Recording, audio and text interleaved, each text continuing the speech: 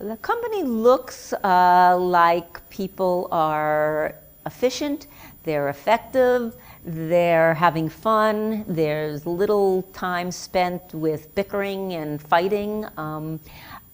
I keep emphasizing the team because I think that's the key.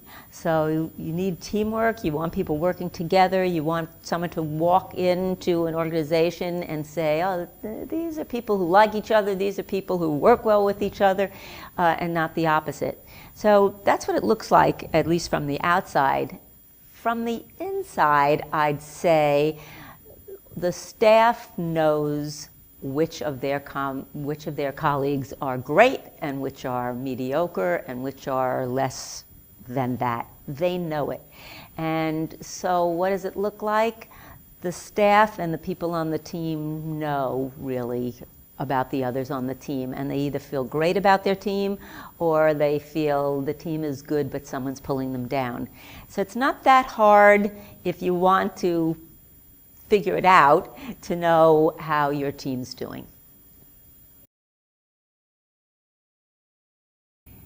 I don't think there's a level that you wouldn't want the company to be effective, whether you have 2 people who are working at the place or you have 100.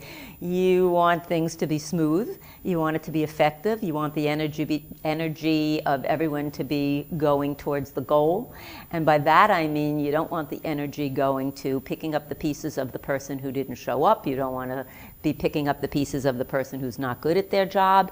You want, whether it's 2 people or it's 100 people, you want to feel that everybody's pulling their weight. And ideally, you want to feel that you're among a group of really talented people.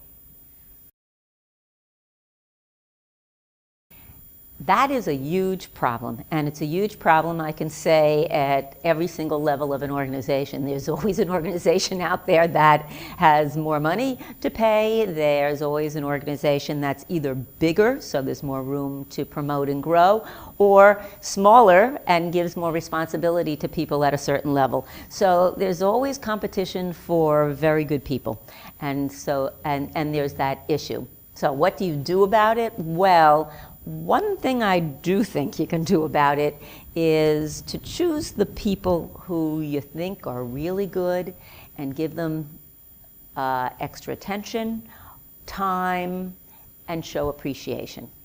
Because what happens, in my opinion and in my experience, is the superstars, and they could be an entry-level superstar or a mid-level superstar, or whoever you see is really, really good. If they're treated like everybody else, I think that's not satisfying. They might not say that, but they're working harder, or they're more talented, or they're more gifted, or they have the ideas. And so the hard part of it is to making sure that they know you think they're great, your eye is on them, you want to give them more responsibility, you know how good they are, so you want to do that, and of course you want to do that in a way that doesn't upset the whole team. Pretty hard, right? So it's not that you're trying to insensitively say, she is the star and you're not, because that creates a lousy atmosphere, and teamwork's everything, as I said. But you do want superstars to feel like they're superstars, and when you do that, often in my experience, they stay. I don't have a good answer for that question. I've certainly hired people thinking they were superstars and they weren't. And I've hired people thinking that they weren't superstars, but this is the best we could do at this time, and they turned into superstars. So I don't have an answer to really knowing and interviewing and knowing who's best. But I do think that track records count a lot. So if somebody was very good in the job or the jobs they've had before, or if they're right out of college, they were really successful in the work that they did in college, and I'm talking about teams, clubs, leadership things. If they were really good, I think often they're going to be really good. So that's one thing I always looked for, as I said, to find those superstars. Then there's the issue, of course, of poaching on the other organizations, because how do you really find somebody who's a mid-level or a high-level person, if that's what you're looking for, who's really good? Well, you know their reputation. So you know their reputation, you maybe have worked with them as colleagues or on projects, and you hope that you have shown and your organization has shown this is a great place to work. So when you make that initial call of, would you be interested? They say, yeah, I'd be interested.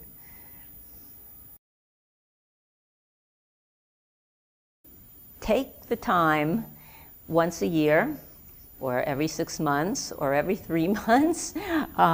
Take the time, and I'm just talking about a very short amount of time, to think about the people who you have already in place, who are really good, or they're almost good, or you can tell that they have a talent, but they're not working to the best of their ability, and then take another 10 minutes thinking how you can work with them and what you can say to them. I know for me, no matter how busy things were, I would take a time in the summer to take 4 or 5 out of a staff of 150 to lunch. And they'd be people of all levels, and they'd be people who, for whatever reason, I wanted to know them better, or I wanted them to know that I care about them. And in that conversation, if they were open to it, I would also try to say, this is what you could do better. And I don't mean what you could do better meaning in your task, because I might not have been their supervisor. I probably wasn't their direct supervisor, really, in those cases. But this is, I see at meetings, you don't speak. I see at meetings, you speak too much. I see at meetings, or when I'm around you, you don't really show the confidence, and yet I know you're doing a great job. 1 or 2 tidbits like that. So I think those things I'm saying are not hard, because you know them.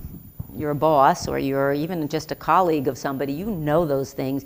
It's just kind of having the, I'm going to call it courage, to say it, and to try to say it as diplomatically as possible, but to say it. I keep mentioning that you want the whole team to be good.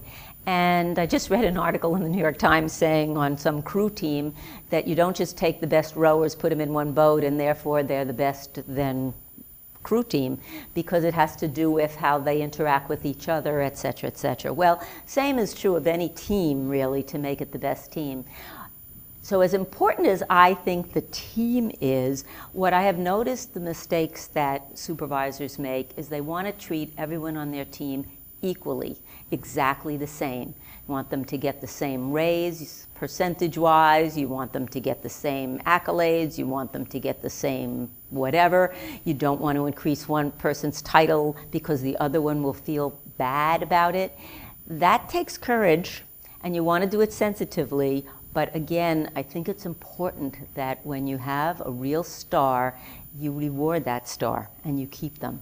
I always say to the people on my team to think about the people below them, which is the person who you really would not want to leave. Well, make sure you're taking care of them in whatever way you can take care of them.